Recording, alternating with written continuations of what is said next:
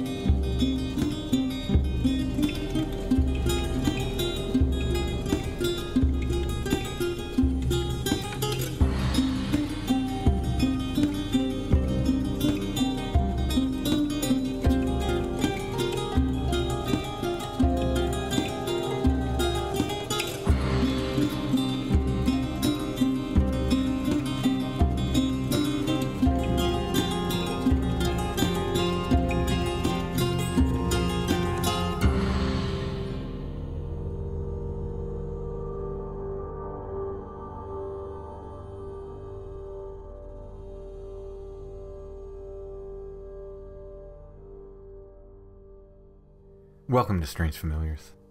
So this is a bonus episode for everyone to make up for the episode I missed earlier. I'm going to be talking with Nat and Aly from Let's Get Haunted podcast. They're going to share some strange stories, talk about their trip to Area 51, and talk about sleep paralysis and more. Before we get to that, I want to remind everybody, as we're approaching episode 500, where we're going to share the interviews we did from Pine Ridge Reservation, I want to mention again the charity Kaya.life, Kiya.life. That's the charity we're supporting, and we're hoping our listeners will support there at Pine Ridge Reservation. It's run by locals, and they do great work. Again, that's Kaya.life, Kiya.life. There are links in the show notes as well for that. All right, let's go ahead and get to my conversation with Nat and Aly.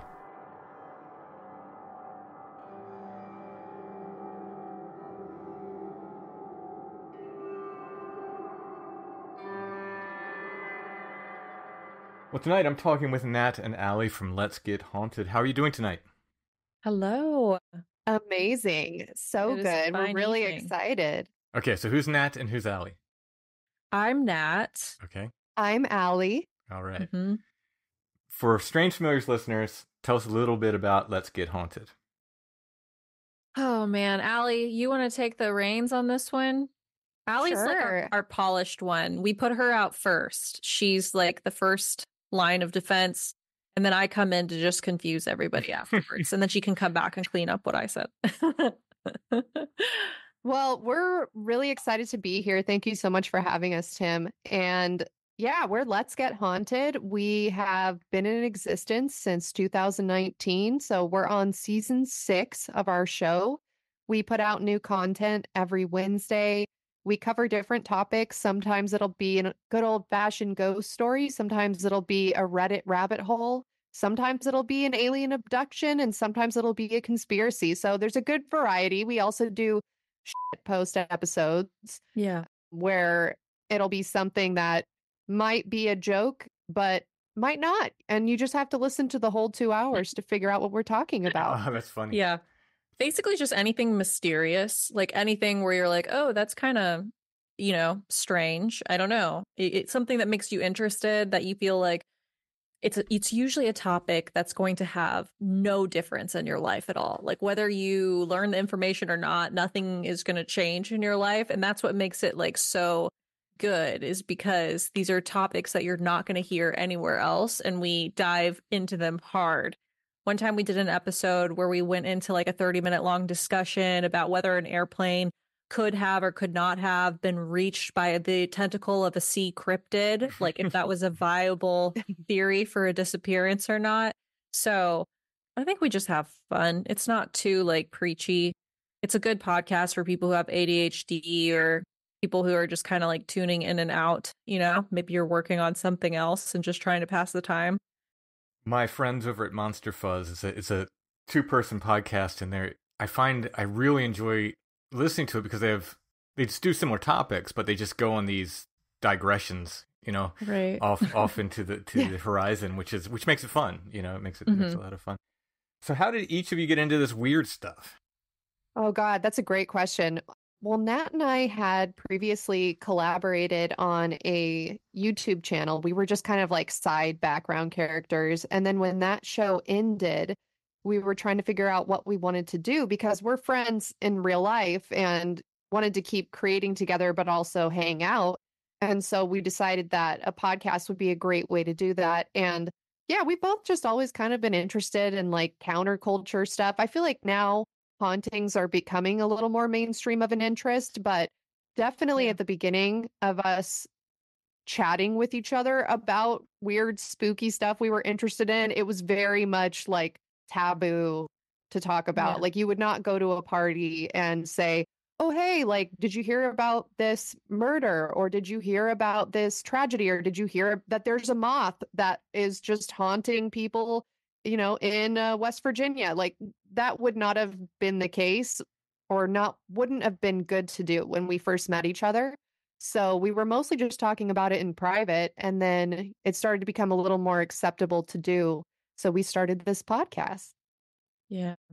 We've always been like a little off, I think. I don't think we For can sure. see it because like Alyssa and I share like the weirdness together, but I've noticed that in situations where we've been in group settings, people tend to like say, hey, we don't need to see you guys this often. Like we met in college in a sorority, and it became kind of clear that we were not really wanted for several reasons. But I think talking about this kind of stuff all the time was not helping. Like when people are just trying to keep the mood light and we're like, yeah, so did you hear about like the aliens are real and this conspiracy? And like, yeah, it was probably a little too much for some people.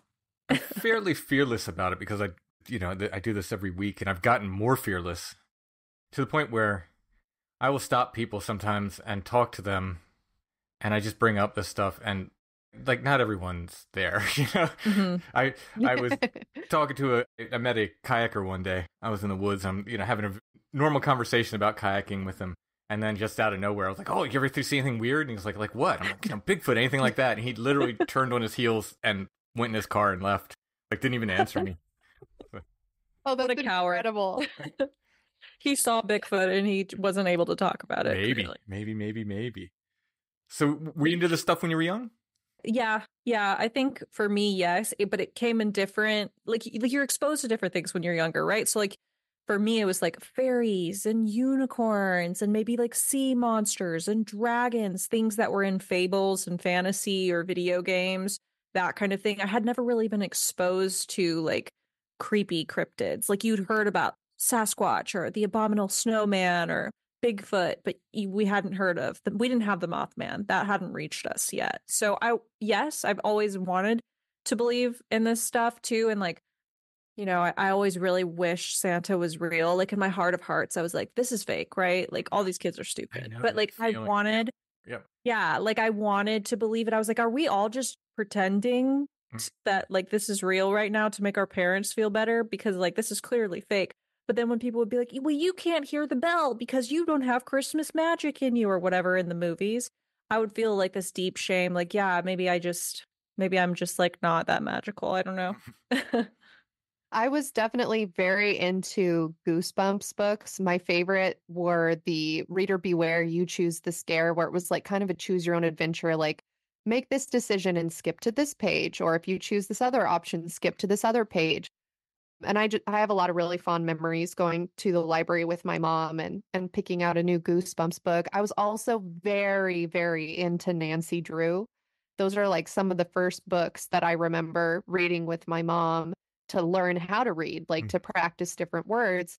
And I definitely think some of the vocabulary that I learned from Nancy Drew carries into my current life because every once in a while I'll say something and my boyfriend will be like, why do you talk like an 18th century pirate? Like, what is going on? Use correct language, please, that we use in the modern world. I think Nat and I both have always been a little bit misfitty, perhaps, and it leans really well into, the spooky side of life, the more mysterious side of life. Where do you come down on? Well, let's take different subjects because there's so much to do with this, right? So I'm sure you've covered cryptids, you've covered ghosts, you've covered UFOs. Yes. Okay. Yeah, we're deep. Where do you land on each of those as to the reality or not of them? And you can name a case by case if you want. Like, I think Mothman's nonsense, but Bigfoot could be real. Whatever your feelings are. But I'm just wondering. I mean, I think, yeah, we're not a skeptic podcast. So we have made the political decision to believe in everything. Like, we don't even entertain, is this real or not? Because we just that wastes time. Let's just assume that this is real and then figure out how it's real, why it's real, what are the circumstances surrounding this event that made it able to happen the way that it did. So yeah, all of that stuff, we just make the decision that it's real. Now, I mean, there's parts of me sometimes where I'm like, I don't know, like, how come I've never seen it? Like, if it's real, why haven't I seen it? But then I'm like, that's just because you're not in tune, Nat. You're not a medium. You're not a psychic. Sorry. You have to put yourself in the places. I'll tell you that. You got to put yourself in the places that where this stuff happens. That's just my opinion. I don't know. Right. I will say, Nat and I both complain all the time about how neither of us have really experienced anything too haunted in our lives. Maybe the occasional sleep paralysis demon or something like that, but all of those have such easy explanations. And so the really cool stuff we talk about on the show, unfortunately, we have not experienced ourselves, but I want to. I mean, I would give anything to just see a kraken rise up from the depths of the ocean and battle it out with a UFO armada. Come on, why can't we see that? Right. But you've both had sleep paralysis? I definitely have. I think Alyssa has too. And that's the thing also, is that I think Alyssa's a little less scared than I am, because she loves horror movies and can watch nuns ripping their face off and just be like, wow, that was a really good movie, 100% A+. I can't sleep for days. I'm scared. At the movies, I'm covering up my eyes with my fingers and plugging my ears because it's just too much for me. So I think I explain a lot of stuff away, when I do have sleep paralysis, because I've had a few really scary episodes before. And I'm just well, that was just because you hadn't slept and you were traveling and you were in a different place than normal. And so that was just that.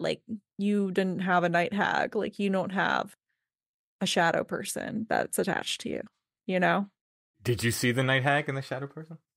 I've seen both. I've seen a shadow person and I've seen a night hag, and then I've seen an old decaying corpse.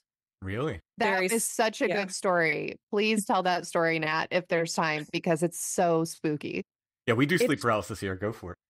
Yeah, so I'll keep it short because I've told this a bunch, but basically I was traveling with my husband and my 2-year-old at the time, and we had gone to Florida from Georgia. So we had been traveling all day and I had driven. So it was a 9-hour drive from me. And that night we pulled into it was a La Quinta. I think it was a La Quinta or a Fairfield. It was a chain hotel, just a one-night sleep place. And we get in there, get the kid all ready for sleep, whatever, get in our pajamas. And I lay down in the bed. And as I'm laying down in the bed, it's me, my kid's in between me, and then my husband. So it's just all three of us in a bed. I see a person in the room suddenly standing next to the bed, right next to me. And in my mind, I'm like, oh my God, there was someone in here this whole time. They must have been hiding and now they're hovering over me and they're going to murder me or whatever. And so I screamed out loud. And then my husband goes, what the fuck are you doing? Because our kid's sleeping right there. And I was like, there was someone there. And it was a dead person. They were all bloated. And then they had this little finger.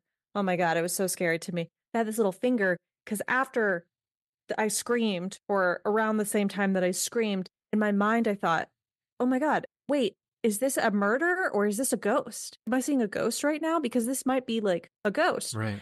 And the little thing just looked at me and it nodded. It was yes, with its finger too. Oh, that's weird. It was so creepy. Oh, that is weird. It was so creepy. And the part that made it really scary was that I wasn't paralyzed because I screamed and reacted to it. My husband was there and was like, what are you doing? So it wasn't I was alone, someone else experienced the reaction. I wasn't asleep. It was very scary. So this was sort of hypnagogic. In other words, it was as you're going off to sleep that this happened. Yeah, I mean, you could say that. Yeah, Yeah. because the room was darkened. Interesting. Very interesting. Do you remember what he was wearing? No, well, maybe like the I don't know, something like tattered. Like it literally looked like a bloated corpse that had been left out at sea for a long time. Like the clothes or whatever had kind of taken the same shape and color as the skin almost, you know? Mm-hmm. It didn't really stick out to me as wearing anything. And it didn't really stick out to me as having a sex either because it was so like bloated and it could have been an older woman with short white hair, or it could have been a man with short white hair, or it could have been a young person who was blonde and had been left out. But it was creepy. It was very creepy. There's a very And to specific reason I asked for the clothing, because we Really? have, over time, and this starts way before the podcast, when my wife and I were just dating, and now she's always, her childhood bedroom, she had always, and my wife is a big skeptic. She's not like, I'm Mr. Woo, I'm here for all of it. My wife is like, I think I've turned her over time into what I call like an honest skeptic. Like she'll say, okay, that guy saw something, but I don't know what he saw. Like that kind of thing. But she tends towards the skeptical side of things. But she always told me, like, there's something in my room. I see black dogs in there with like red eyes, and like this is in the room she grew up in. From coming from someone who's so skeptical about this stuff is interesting. But we were sleeping in her childhood bedroom one night, and she woke me up screaming. And without even looking, I'm just kind of, no, it's okay, like tapping her. Don't worry about it, which later on I thought there could have been a killer in the room. Why are you saying, you open your eyes and look around first. But what she saw was a guy standing at our feet wearing red flannel. He was wearing a red flannel shirt, and she doesn't remember if he was holding an axe or if he looked so much like a lumberjack that she kind of put an axe in his hand in her memory. But he looks like a lumberjack, a bearded guy. And I talked about this very early on the podcast, and we started getting people saying, oh, I saw this guy too. I saw this guy too. I saw this guy too. That was not necessarily the same guy. The description of him can be different. Though. Sometimes short, sometimes tall, but the red flannel shirt is the consistent thing, or checked. Buffalo plaid or checked shirt. And we've gotten so many accounts of that in so many weird situations that's why I asked. I thought, like, if he was wearing a flannel, or whatever it was wearing a flannel shirt, I was going to be like, whoa. I think that would have been too real. I think I would have just like disintegrated because flannel is like that. I would be like, this is definitely a murder. Like I'm definitely gonna get stabbed right now. If there's a man wearing a flannel shirt in here. Yeah. Where when you see the corpse, you're like, this seems supernatural. Yeah. Yeah. Yeah. Yeah. That one's a creepy. Yeah. I've never seen a person in my room. Again, like part of me is a little jealous. I'm like, man, how come like all these other people get to see these cool apparitions? But then you heard some, like, you want to tell the story? Oh, the that's auditory? Okay. Yeah. So I've had two sort of weird things happen, either while I'm asleep, getting woken up by something, or as I'm falling asleep. So the one where I heard something, I was falling asleep. I was so close to falling asleep. And I heard somebody from downstairs yell, and it was a man's voice, and he just went, Alyssa, like that, like calling up to me from downstairs. And I live with one person, my boyfriend, and he does not call me Alyssa. And so I was like, what was that? And I sort of woke up and I see my boyfriend there. He's asleep. I'm like, okay, it clearly wasn't him. And I was like, all right, if somebody is in my house right now and they're calling my name, at some point they're going to come up here and like find me. So I'm not going to go down to them. I'm going to make them come to me. And so I just continued laying in bed until I eventually fell asleep. Now, that one to me, of course, it's a little bit easy to explain away because, there's lots of things that happen when you're trying to fall asleep. Sometimes you'll get the sensation of falling, like you're falling backwards or you've tripped. And so I don't know. I don't know what that was. Then we had somebody write into us after I shared that on the show. And the person had, I want to say, DM'd us or maybe left a comment on our Spotify saying, Aly's so frustrating to me because if she would just listen to herself, she would know that she's psychic, and that voice that she heard from downstairs was something trying to communicate with her. And I was like, I can't read any more of this comment. This is too much. This is like, I don't need to be any more delusional and paranoid than I already am from having this show. And then the second thing that happened to me was I was asleep and I woke up and I looked in the corner of my room and I saw literally a drawing of the Eye of Horus, and it was just bobbing up and down in the corner of my room. And it was black outline of the Eye of Horus, and I'm just staring at it. And in my head, I was like, oh, it's looking at me. But I like knew that it wasn't attached to anything. And I wasn't paralyzed. I was definitely awake. And I just kind of flipped over and went to sleep because I figured there's nothing I can do about that anyway. So I'm just going to go back to sleep. Was the room dark?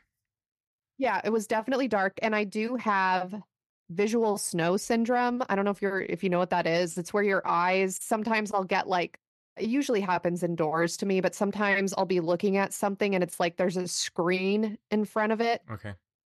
It's some issue with the way that your brain talks to your eyes. Like there's nothing structurally wrong with my eyes, but every once in a while I'll get that and it kind of looks like static or like fog. And so I was kind of thinking, well, maybe it's just a weird visual snow hallucination, but it was just that eye. So I don't know. Would you just... And then someone commented and said that they saw the exact same eye. Oh, that's right. Yeah. Oh, so I that's posted about it. I love it when that happens. Yeah. I love it when that happens. Would you describe it? So we have a recurring thing with various things, that witnesses describe it as blacker than black. In other words, that, would they see something and it's blacker than the night around it? Is that how you would describe that? Yeah, definitely. Yeah, because it was a dark room, but I could see it was like ink almost, like someone had drawn the eye with ink on the air, but it was bobbing up and down just in the corner of my room. I see. This is the thing. I think you can solidly say that you've seen something. I don't, especially since you weren't paralyzed, right? You said, this wasn't sleep paralysis. So this is a thing. It reminds me of, I haven't heard this exact thing, but it does remind me of a number of things I've talked to witnesses about on Strange Familiars over the years. It could be like witchcraft or something, because the Eye of Horus is an occult symbol that is used often. Mm-hmm.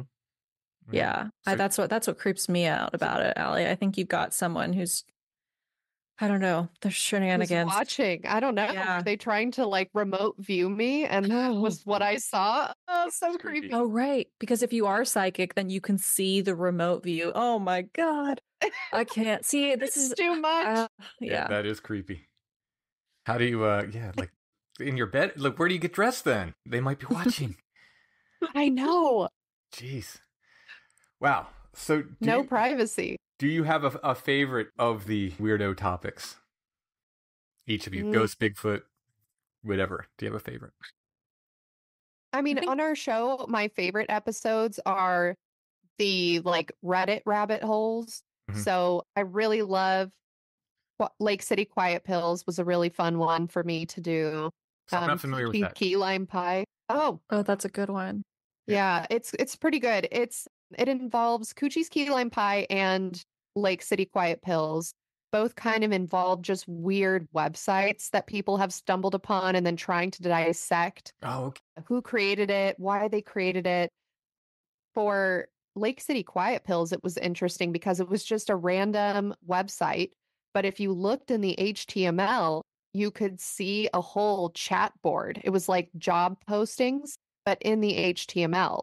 So like somebody was hiding something on the website and it was like really strange. It was almost like job postings for hitmen. Oh, weird. Mm-hmm. And then that's it was like all in coded language. And then once that kind of went viral on Reddit, because a Redditor had noticed it and was like, hey, have you guys ever seen this? It's lakecityquietpills.com, which now no longer exists. But and if you look at the HTML, you can see that somebody's posting jobs for hitmen, and it's so strange. And then it kind of became this community effort online to figure out what these jobs were that were being posted. And a lot of them lined up with important political assassinations around the world. And so that was a really fun one to do because I love when there's some whether or not it was real, whether or not it was like a wild jump to conclusions, I love when there's breadcrumbs that you can link together with real world events. Those are really fun for me. Same question, Nat. I mean, I'm thinking, I don't know. I change a lot. Like this season, I'm only doing conspiracies. So every episode I've done this season has been a conspiracy, and that has been really fun. But I also really like, I don't, it just is so random. It's so random because you're just up at night and you see like a stupid Reddit thing or whatever, or you stumble across something strange, and then you just really become obsessed with it and have to like know everything about the topic over the next 3 to 4 days. And you write an episode about it. It seems completely random what I like. And then it's like one day I'll say, "Oh, I really like conspiracies," and the next day I'll be like, "I don't like conspiracies. I'm never doing a conspiracy again. Conspiracies are garbage," you know? Or one day I'll be like, "Mothman, like I'm only doing cryptids. I love cryptid zoology. This is the best." And then the next time I'm like, "It's so boring. Everyone's the same. It's an animal or something. We can't find it. Like whatever." You know? It needs to be constantly changing for me to keep my attention. I will say we did a few, I don't even want to say the word. It starts with an F and ends with a Y. It's an Irish Oh. cryptid folkloric creature. And if you say the name, like bad luck befalls you. And we did a couple of episodes where we had said the name and literally like my computer crashed. The Crazy. fridge stopped working. All the lights went out in the room. And we were like, all right, we're going to pump the brakes on that one a little bit. Yeah. But that was really fun to do, to cover those types of stories. So like mythological beings are always really fun. We for have had us. weird stuff happen. Like when we're recording things, it seems like about conspiracies. I don't know if these are linked or not, but there's been a few times where like an airplane has flown really low over the office and then Alyssa's like computer shut down, or like we're trying to talk on Zoom and then all of a sudden the Zoom really starts glitching as if like part of the feed is like going somewhere else, or computers and phones just start getting like very glitchy and strange. Like I know we did back in like 2020 or 2021, it must have been, we did an episode on a very popular conspiracy that I don't know if I don't even want to say the name out loud because it might get like scrubbed, but it starts with a Q and it's about anonymous people. Gotcha. And we did an episode on that. And literally, like, I'm not even being paranoid. We were straight like bugged. Our phones and everything were glitchy. Wow. It was strange. We started getting the algorithm just stopped like pushing stuff out. It was very strange technical things happening after. And it makes sense, you know, because that was right around the same time that the Capitol got stormed and all those people might have So been that involved, was, you know. I was going to ask you, like, when you do stuff, like, take the website with the hitman, for instance, do you worry about, like, so, like, you worried you're going to piss somebody off? Like, I don't do a lot of, like, you know, that kind of stuff. A lot of conspiracy stuff I tend to stay away from because I'm like, ew, you know, maybe I got a family, you know? Yeah. I mean, I got nothing to lose, but I do feel like it's not so much fear of people. It's more so fear of like, I don't want somebody to listen to this, think that I'm a threat. And so then therefore, yeah, our stuff gets bugged to make sure that we're not involved in whatever organization we're talking about. Does that make sense? Like, I'm not so much afraid of the organizations that might be whipped up in some of the conspiracies. It's more so fear that, yeah, that somebody or an entity or the government is going to be like, oh, this podcast is talking about this. This is like an undesirable thing. Maybe these people are insane. Like, let's make sure they're not part of this group. That's mostly what I would be afraid of, for sure. I think when we first started out, we were more susceptible to that because people were kind of like, what's the deal with these girls? They have this podcast. And, you know, we were small because we had just started out. So I feel like you're almost more of a threat at that point. But now we have such a big digital footprint that anybody who's like serious, you know, doing investigative journalism, one might say, on us, or like trying to figure out if we actually are a danger, they could like easily see our Instagrams, like see that we're just like silly, you know. That's true. We're harmless.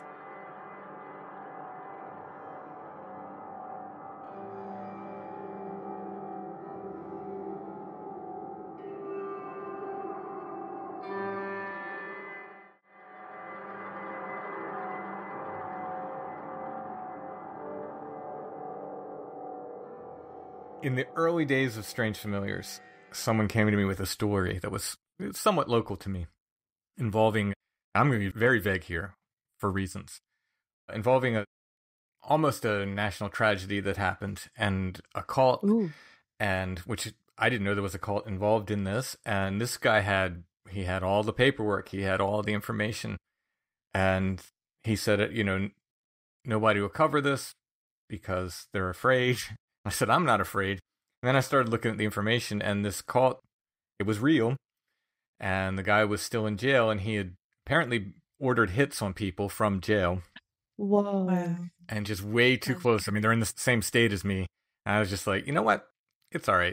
I don't need that story. Yeah. But it was great. Yeah. It was a great story. Like, it was a fantastic story, but I was just like, that's for another podcast. Not for me. Wow. That's cool that he reached out to you, though. He thought of you. He was like, you know what? I know someone who I trust with this very sensitive topic. That must feel good. Well, he called me about Bigfoot stuff. He had Bigfoot stories. And then at the end of that, he was like, well, I have this other thing if you want to hear about it. I was like, yeah, bring it. I guess I'd like to think I'm the local Bigfoot guy. I guess I'm one of the Bigfoot guys locally. So I get a lot of calls for that, which I'm happy for. Have you seen Bigfoot personally?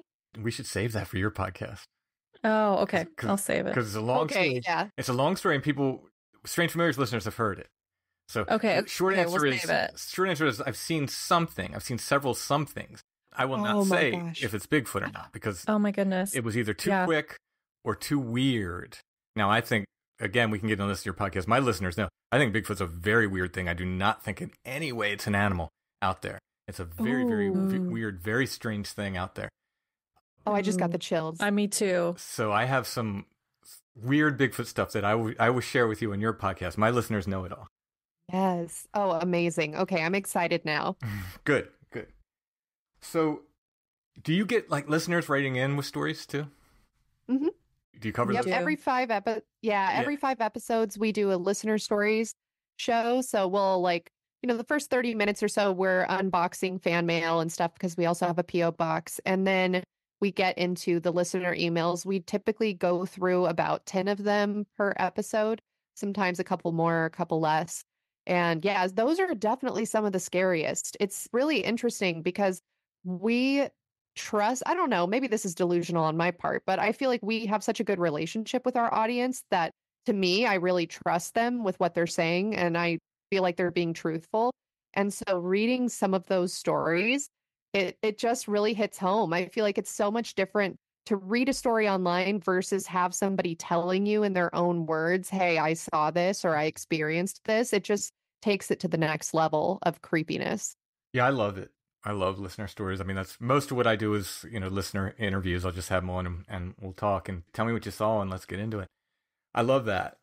As far as believing them, my personal thought is a lot of people when I started people just want attention and they're trying to get rich. Okay, well, it's not the kind of attention you want. And most of these people, not most, but a good percentage of these people are changing their name. So they're not looking for attention. Mm-hmm. Most people are just they want to share this story. This happened to me. I want to share it. And then either have a safe place to share it where they're not going to be judged, or have someone else maybe says, oh yeah, I saw something like that too. Then it's something, then they get some validation. I don't believe most of them are lying for that reason. I don't believe most of them want attention. Mm-hmm. I always felt that it's better to believe 10 people that are lying than disbelieve one person who's telling the truth. So I'm totally always going to fall down on that. But all of that said, I had a guy who listened, and again, this is probably, I want to say around episode 100, so I'm almost at 500 now, so however long ago that was. Ooh. He worked in a casino, and he said, they taught me to listen to people's voices, and he says, now I don't know how true this is what he's telling me. He says, I can tell when people are lying or not. And I said, oh, that's interesting. He said, do you want me to tell you how many of your guests have lied, or which of your guests have lied? Oh, and I said, no, actually, I don't. I don't think that's productive. But he said, I'll tell you this, it's only been 2. So that's, say, around episode 100, we probably didn't have a guest on every episode, but let's say I had 70 guests, maybe 2 out of, that's pretty good percentages right there, Wow. So I'm sure it holds across the board. That's not just my podcast. I think that holds across the board for everyone. So I think for the most part, people aren't lying. People are really seeing this stuff. Yeah, I agree with you. And I mean, sometimes even the most mundane of stories end up being the creepiest because you're like, that could have happened to me. Hmm. We had this legendary listener story of this person who was driving in Oregon on a cross country road trip. And they stopped at a gas station because they needed gas and realized it was not in use. It was not in service. It was like broken down, beat up, planks on the windows, stereotypical abandoned gas station. And they saw some sort of creature that was not quite animal, not quite human on the roof of this gas station. And the person and their passenger both saw it and they just jumped in their vehicle and sped away. And that is like one of my favorite stories, even Mhm. though it's so short, because it's like, ooh, I could really see myself being in that position. And they're not saying anything about like, oh, and then I saw like a levitating vampire and blah, blah. Like it's so believable. I saw something. I don't know what it is. This is what happened. We sped away immediately. Do you remember the description of the creature? I'm sure I could find it. I'm sure I Alright. could. Let me look right now. Okay. I love that stuff. I love it all. I love ghosts. I love UFOs, but give me a monster. I love monsters. Have Oh, since I yeah. was little. Monster stories are great. Yeah. Have any listener stories other than that one? Do you have any others that particularly stood out for you? There's honestly so many that have just reached like pinnacle LGH listener stories lore. There's another one about a doppelganger that was insane. It was about a girl and she was going to take this job working at a bar, but she like decided against it. And then one time she's out drinking with her friends and she goes to the bar and sees herself working at the bar. Oh, wow. And she said she tried to go back, but there was like always crazy things that were happening to prevent her from getting back there. Like buses would break down or she would get a cut or something like that. Or it was just like the universe was trying to prevent her from going back to that bar. And then the weird part was too, she was getting pay stubs from the bar in her name to her address. But when she would open it up, they were empty. Like there was nothing there. Wow. And that was a really weird story. Yeah, that's really cool. Too. Yeah, that one stood out.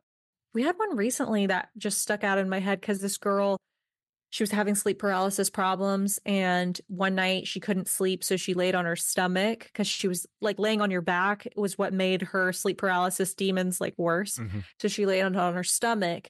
And then she said in the middle of the night, an old woman came and sat on her back, like while she's face down and just goes, "You're a whore." Oh. And I'll never forget that one because that's so, I don't know why. It was just like the fact that the old woman was saying something to her was so creepy to me, A friend of mine and I went to it's a ghost town called Pandemonium, which is Greek for home of all demons, which is why we went there. And we camped overnight. And I recorded a bunch of very strange sounds that night. And I like to take these strange sounds and then sometimes I'll make sort of ambient music and incorporate the weird sounds I recorded. And I did that. And every time I will listen to that, I will have a dream. Now we had weird stuff happen that night, had nothing to do with old hags. Every time I listen to that though, I will have a dream of this. I call her the Pandemonium hag. I don't know what else to say. She will appear, like I will have a dream about her to the point where I will not listen. Like I have a CD of that. It's called Pandemonium. I will not listen to it because I'm going to have a dream. If I listen to that, I will have a dream of this old hag. And I'm talking about her. My friend who went with me to camping there, he said, I think it's the same woman. I mean, we can't be sure, but he said like she came in and tried to touch him and said she was like giggling at him, like a witch's kind of cackle and like trying to touch him. And he actually, I think, went out of body. Like he was so afraid because he was watching himself like sleep there. It was really weird stuff, but like he described her. I'm like, yeah, I think it's the same one. I think it's the same one. What is the sound what does it sound like? Like, is it like a calling? Is it a language? Like, what are these sounds? Oh, the sounds I recorded? Well, I was woken up at 3:30 in the morning by wood knocks. Now, we went there for ghost stories. We did not go there for Bigfoot. We heard ghost stories about this place, and that's why we went. We said, let's camp out there. Let's do it. So I had brought recorders with me, and the cemetery is especially supposed to be haunted. And we were camping like in the middle of the ghost town. This is an East Coast ghost town, which is basically foundations. Like, it's not like a ghost town out west where you actually still have buildings and stuff. our forest just, any kind of wood just rots away. But we're camping and, essentially in the middle of this old ghost town, and, went up and recorded a little bit in the cemetery. Didn't get any like EVPs or anything like that, but, we told some stories, and we're just going to maybe use that for the podcast, we thought. Come back and go to sleep, and I was woken up at 3:30 in the morning by wood knocks. And we had walked around, we hiked around to make sure we were alone. Like, we hiked all around there. Pandemonium is like 6 miles in the middle of Tuscarora State Forest. It's remote. And there was no one else there. So when I hear this, like you hear knocking, that's something with hands swinging something into a tree. And then there was a reply to it from the other direction. And one sounded like real crisp and hard, almost like a baseball bat hitting the tree. And the other one, it sounded to me like a thud, like more like maybe like a wet log with bark still on it or something. So it's like a clack, clack, and a thud in response. So two different directions. And you can actually see this. I wake up to this and I hit record. I had enough thought to hit record on my recorder. And you can see it in the stereo file. You can see the knock in one channel and the answer in the other channel. I'm sitting there and I'm scared to death because I've heard so many of these stories where people experience Bigfoot or other things and they're not alone, but they can't wake the person up next to them. They can't wake them up and they have to go through it alone. Well, my buddy Chad, he's in his own tent. I'm in one tent, he's in another. I hear him snoring away and these knocks are happening. I'm like, this is all me, right? And frankly, I have to relieve myself, so I know I have to get out of the tent at some point. And I'm sitting there, I'm literally like, what am I going to do? Like, what is, like, I'm trying to, look, this is what you're here for, this is what you do, man up. Until it happens, you're not ready for it. And finally, after about a minute, but it seemed like 20 minutes, finally I hear Chad say, hey, did you hear that? I said, oh, yeah, I've been hearing it. Oh. So we got up, we heard something walk around our campsite all night long until the morning. We saw red eyes. We saw all kinds of weird stuff. We recorded cries. We recorded, they sound like klaxons, like almost sirens going off. But again, we're 6 miles in the middle of nowhere. We recorded an owl that was like maybe a half octave too low to be an owl. All this stuff happens. And then in the morning, the real kicker in the morning is we're breaking down camp. Finally, we were up from that point on, and we lit a fire. And we just basically, have to listen to this thing walk around camp and hang out. In the morning, I had my pack hanging on a tree by paracord, and I didn't go to the other side of the tree. I just kind of reached around back and untied it without looking. And I was so thankful Chad was standing right beside me and saw this. When I bring the paracord around, there's a rusty bed spring. Now, if you can imagine like a spring, it's been twisted into the paracord. Now, something with hands had to do that, to twist in there. So either a human being has walked up into our campsite in the middle of the night, and if so, more power to you, buddy. Good thing we didn't wake up. Let's put it that way. Right, right. You could get killed that way. I do not walk into people's campsites at night. No way. I won't do it. That's a good way to get hurt, and it's just not the way to do it. So had to be a human who, again, either went anybody camping around us, or it had to be something else with hands that could wind that spring into there. And I know what I think it was. Why would it do that? What do you think it was, and why would it do that? I think it was Bigfoot. I don't think it was Count and Coup. I think it was like, hey, I was here, and it was like I was here because where he was standing to put that spring in, my friend's tent was a lean-to tent. I had a regular tent. I know it's just thin fabric, but I like being enclosed. I like having that barrier between me and whatever else is out there. He sleeps in a lean-to tent, open, and where you stood behind that tree, you could look right into his lean-to tent and watch him sleep. So, and you could see awake in the ferns leading up to the back of that tree, and it went over an old rusty bed spring that was just left out there. So I think it came up. I think it took a spring, and I think it twisted it on there, and I think it was a message like I can reach you if I want to. Right. So don't come back so here. Scary. I went back. We've been back several Really? times. So you're not afraid. You don't think there's like malicious intent. I question it. I question it sometimes due to what I call the opposite nature of Bigfoot. And it's to do with, so like I study a lot of like Marian apparitions, right? So this is, appearances of Mary. And along with this comes things like good smells, and they say they're brighter than the sun, and people are left with a really good feeling of happiness. You know, they might be drained and tired, but they're left happy and excited. There's healings that occur with this stuff. Bigfoot seems to be a lot of the opposite. You get bad smells. Bigfoot stinks really bad. People are very frightened. People leave very frightened. Sometimes hunters that have hunted their entire life will never go in the woods again after seeing Bigfoot. People do not get good feelings from it. People get sick from encounters with Bigfoot. It's like the opposite. Now, I always have to say, I do not think it's a demon. I think a demon could cause way more trouble in any other form, you know, or, well, not any other form, but many other forms, including a beautiful woman. In my case, a demon could cause a lot more trouble than that. Why take the form of a big hairy? It seems, I don't think they're demons. But I do think it's something interesting and something possibly indicating a negative aspect to this thing. So, yeah, it gets scary. It gets scary out there at night. But I think I'm supposed to do it. I think I'm supposed to do this. That's the only thing I can say. So I make myself face it. Well, I think your friend is insane, who's just basically sleeping in like a Charlie Brown, like the tent out there with all of that and is not afraid at all. I mean, yeah, I'm sure you guys come with your own protection.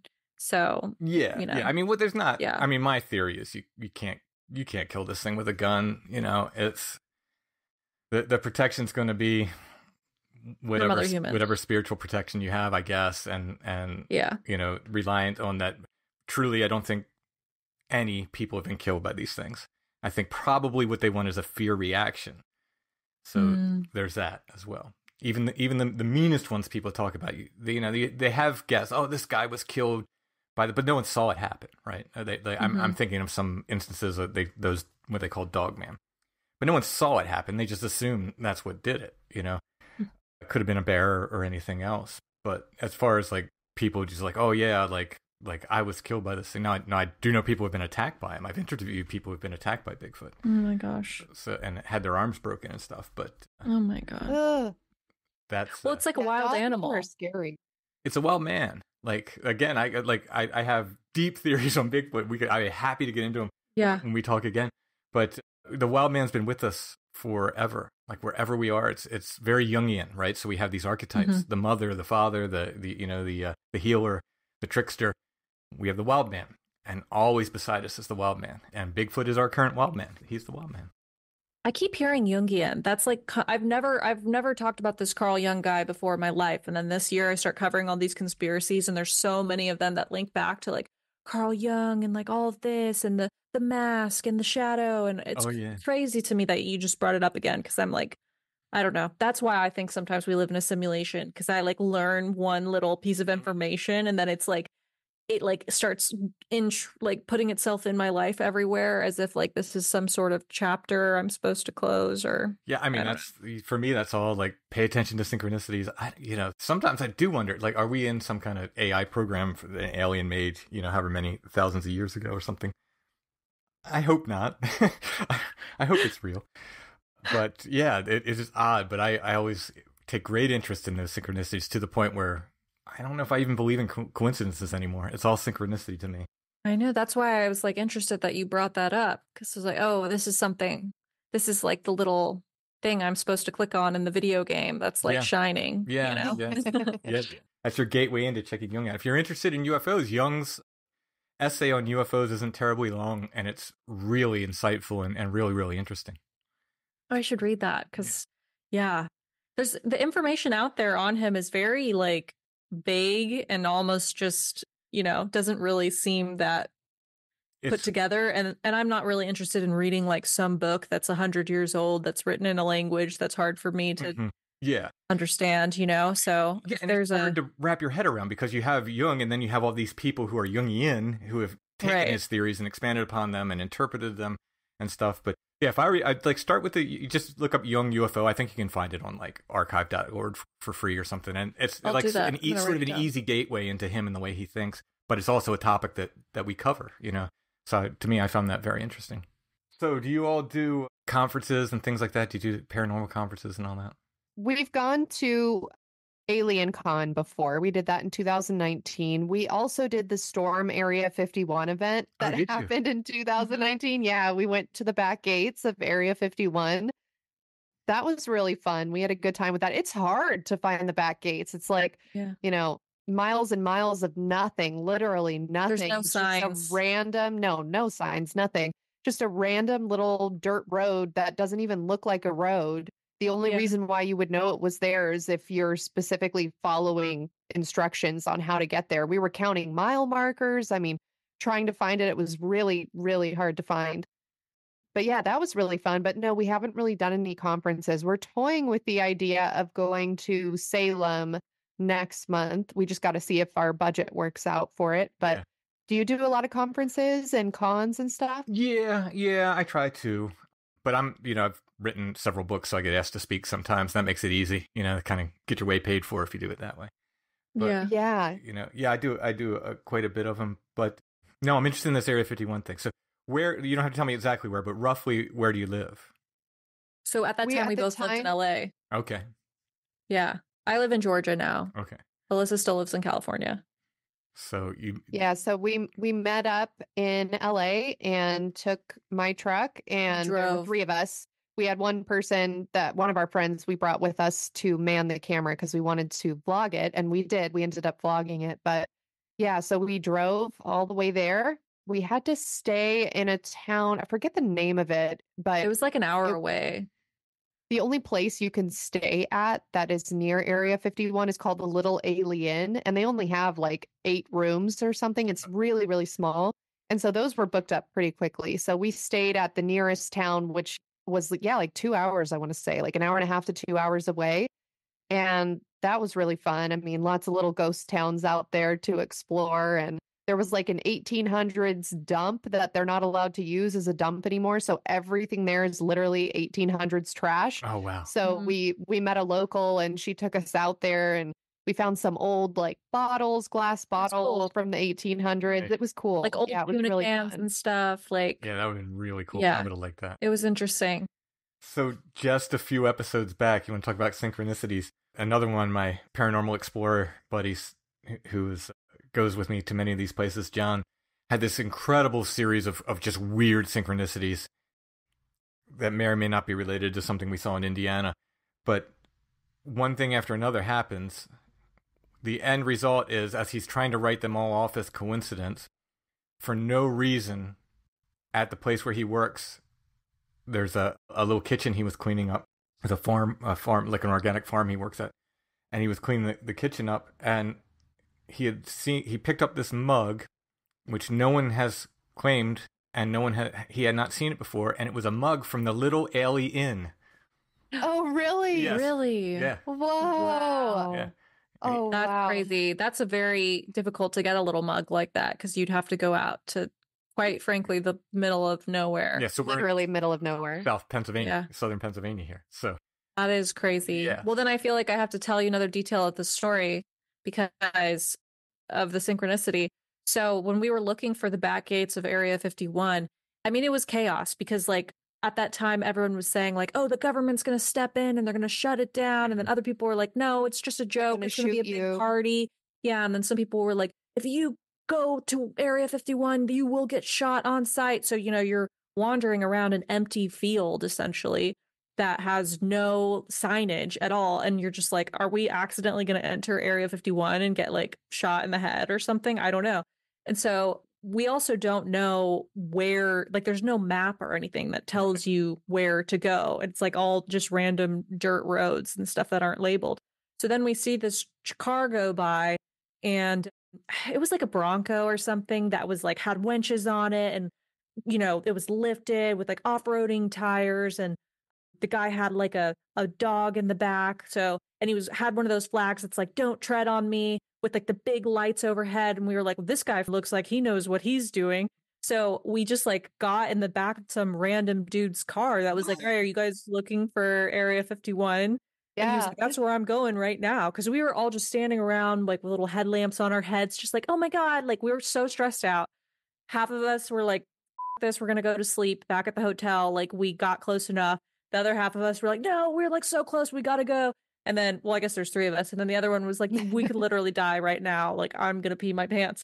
And this guy kind of sees us sort of like having an internal like conversation, like fighting each other about what we should do next. And he's like, well, I'm going. So we just get in this random dude's car, and thank God he drove us to the actual gates. But we got to the gates too, and then it was very tame.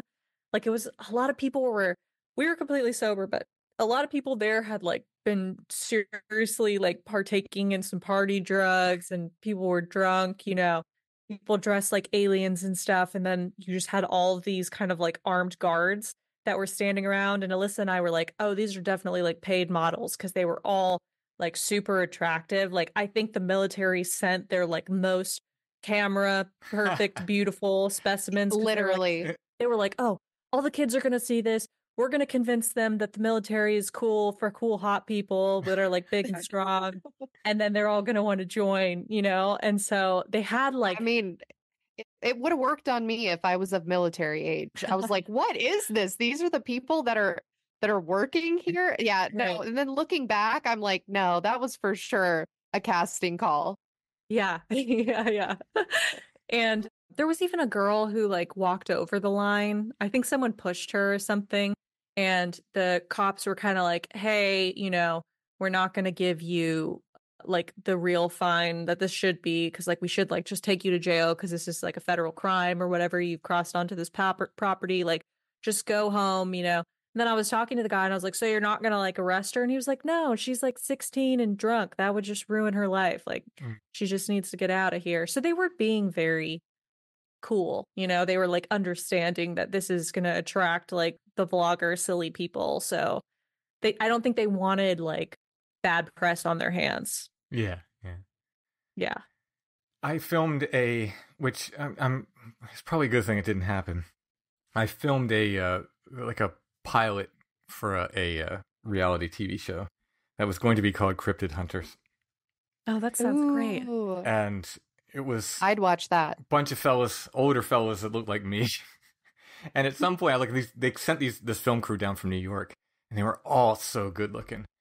And I'm looking at these guys, and I'm like, at some point during the day, I was like, these cameras are pointed in the wrong direction. Hey, that's how we felt at the back gates of Area 51 for sure. Right. We also actually shot a vlog of it. If anyone is curious of what that experience was like, you can go onto YouTube and search for Natalia and Alyssa Storm Area 51, and I think it'll come up. So do you have a YouTube channel? Yeah, we don't really update it that much anymore because we're so busy with the podcast. Right. But at that time, we did have a little YouTube channel. All right, well, where can people find Let's Get Haunted? The easiest way to find us is honestly to go to Instagram. We are at Let's Get Haunted. And then the link in our bio is a link tree. And for those of you who don't know what a link tree is, it's just a one-stop shop to find every link to anything that we are on. So we're on TikTok, we're on Twitter, which is now X.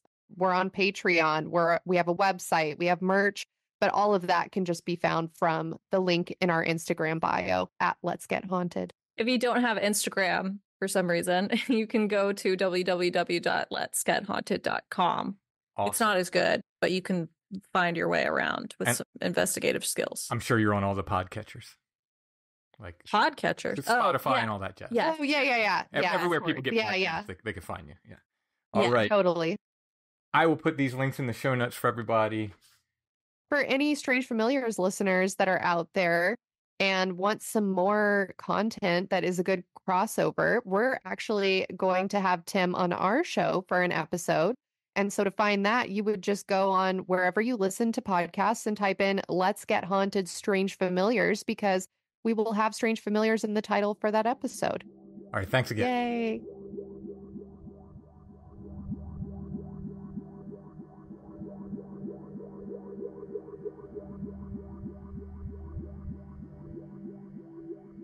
I'd like to thank our patrons. Thank you so much, patrons. We could not make the show without your help. If you like Strange Familiars and you'd like to help us make the show and get extra content besides, you can become a patron at Patreon. It's patreon.com/strangefamiliars. All of our patrons get the regular weekly episodes commercial-free, as well as extra episodes monthly. We do at least one full exclusive episode for our patrons every month. To become a patron and help us out, Again, that's patreon.com/strangefamiliars.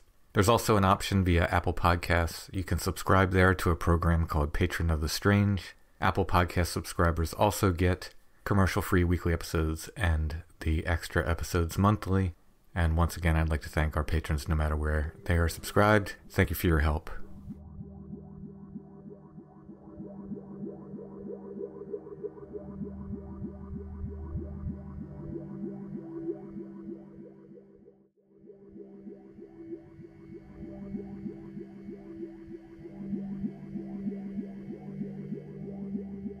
Alright, thanks for listening, everybody. We already did the Curiosity of the Week with Allison with the earlier episode this week. But remember, Squatchtober's still going on. I'm putting up those Squatchtober illustrations every day. So if you want to grab one, keep an eye out on Patreon, on the Discord, Facebook, and Instagram. Most of them are selling out within minutes of me listing them, so I try to list them every day, sometime between 10 a.m. and noon Eastern Time. Keep an eye out for those. Thanks to everybody who's bought one. It's a huge help. I'm having a lot of fun doing these. Definitely some of my best Bigfoot art I've done in a while. Feeling very inspired. So go ahead and check out the Squatchtober illustrations, and I'll be back soon with more Strange Familiars.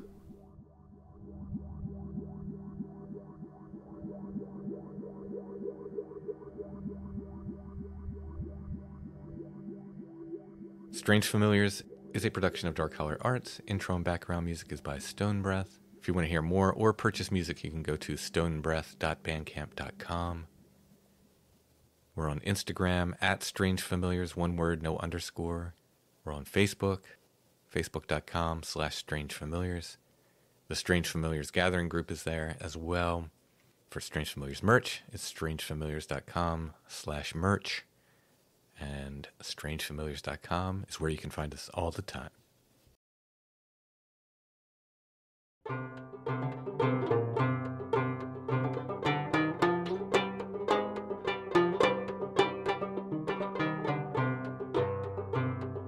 Was by birth a lady fair, my father's chief and only heir. But when my good old father died, I was made a young knight's bride.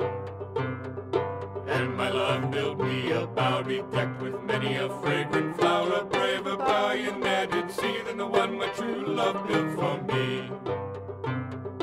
Though I married to this knight, my mother did me deadly spite. Was she sent thieves in the dark of the night to rob my bower and slay my knight. They couldn't do to me no harm, so they slew my babe in my arms. They left me not to wrap him in, but the bloody sheet that he lay in.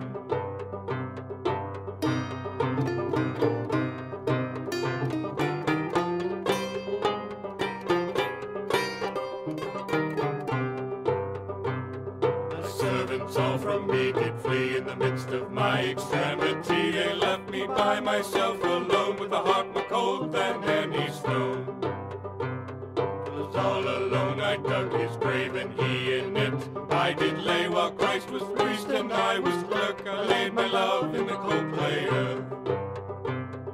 And all alone the bell I rang, and all alone the psalm I sang. I leaned my head all against the block, and there I cut my lovely locks. I cut my locks and I changed my name from Fair Eleanor to Sweet William, and went to go to serve my king, the famous flower of serving men.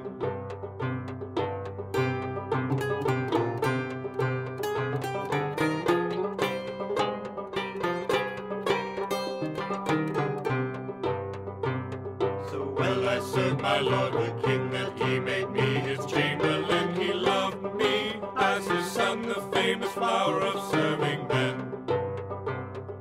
Oft time he looked at me and smiled, so swift his heart I did beguile, and bless the day that I became the famous flower of serving men. But all alone in my bed, dear, no, there I dreamed a dreadful dream. I saw my bed swim with blood, I saw the thieves all around my head.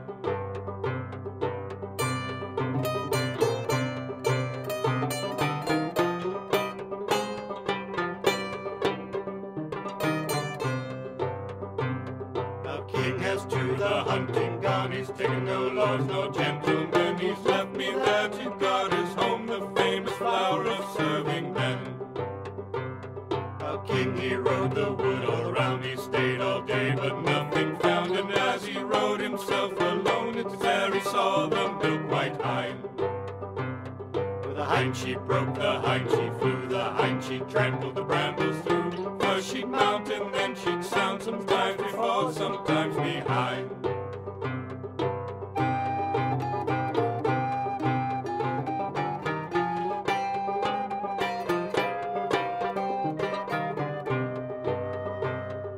What is this? How can it be? Such a hind as this I ne'er did see. Such a hind as this was never born. I fear she'll do me deadly harm. And long, long did the great horse turn for to save his lord from the branch and thorn. But long ever the day was o'er, it tangled off in his yellow hair.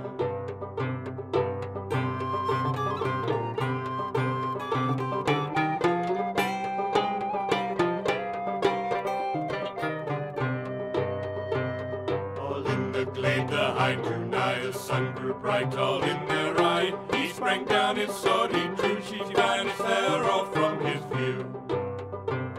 And all around the grass was green, and all around the grave was seen. He sat himself all on the stone, great weariness it seized him on. Great silence hung from tree to sky, the wood grew still, the sun on fire. Through the woods the dove he came, and through the woods he made his moan.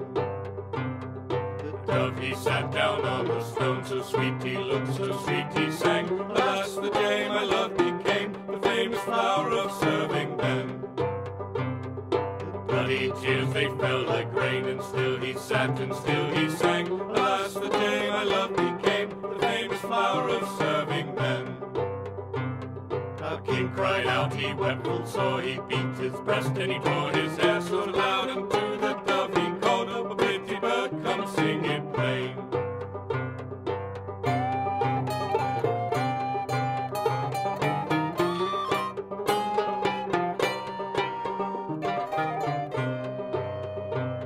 Oh, it was her mother's deadly spite, for she sent thieves in the dark of the night. They came to rob, they came to slay, they made the sport, they went away.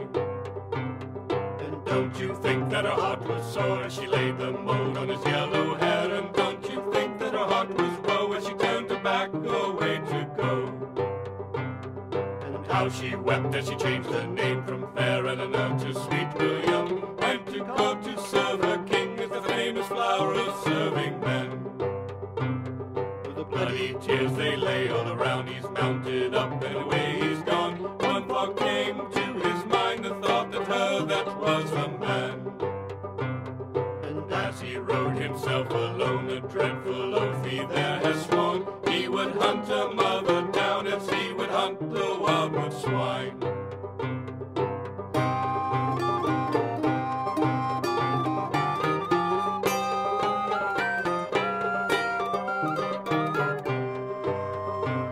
With his 24 ladies all in there, all playing at the ball, but fairer than all of them is the famous flower of serving men.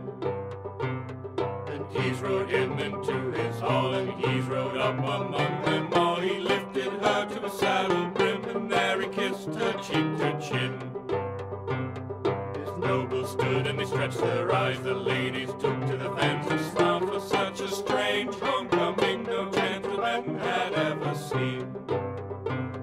And he has sent his nobles all unto her mother. They have gone, they've taken her that's done such wrong, they laid her down in prison strong. And he's brought men out from the corn, he sent them down to the thorn, all for to build the bonfire high, all for to set her mother by. Bonnie sang the morning thrush as he sat there in yonder bush, and louder did her mother cry in the bonfire where she burned close by. For there she stood all amongst the thorn, and there she sang her deadly song. Alas, the day that she became the famous flower of serving men.